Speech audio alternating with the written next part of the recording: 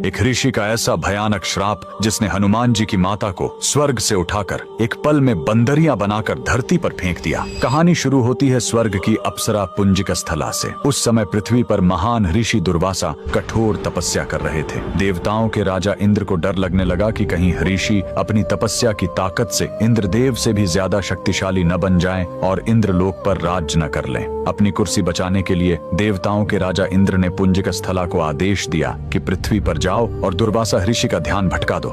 इंद्र के आदेश पर वह ऋषि के आश्रम गई और उनकी तपस्या में बाधा डालने लगी। ऋषि दुर्वासा ने गुस्से में आंखें खोली और उसे श्राप दे दिया। तूने एक चंचल वानर की तरह हरकत की है, जा पृथ्वी पर तेरा चेहरा भी वानर जैसा हो जाएगा। अप्सरा ने रोते हुए ऋषि के पैर पकड़ लिए। तब ऋषि ने दया दिखाई और मुक्ति का उपाय बताया। जिस दिन तुम भगवान शिव के 11वें रुद्र अवतार को जन्म दोगी, तुम वापस अप्सरा बन जाओगी। इसी श्राप के कारण उस अप्सरा ने पृथ्वी पर वानर राज कुंजर के घर बेटी के रूप में जन्म लिया, जिनका नाम अंजना पड़ा। बरी होने पर उनका विवाह महान वानर योद्धा केसरी से हुआ, लेकिन श्राप से मुक्ति पाने के लिए उन्हें एक पुत्र की आवश्यकता थी। इसलिए माता अंजना ने हम्पी के इसी अंजनाद्रि पर्वत पर भगवान शिव की घोर तपस्या की। सालों की तपस्या से शिव जी प्रसन्न हुए और वायुदेव के माध्यम से अंजना के गर्भ में दिव्य शक्ति स्थापित की। और तब इसी पहाड़ी पर जन्म हुआ बजरंग बली का। हनुमान जी के जन्म लेते ही माता अंजना का श्राप टूट गया। आज कर्नाटक के हम्पी में स्थित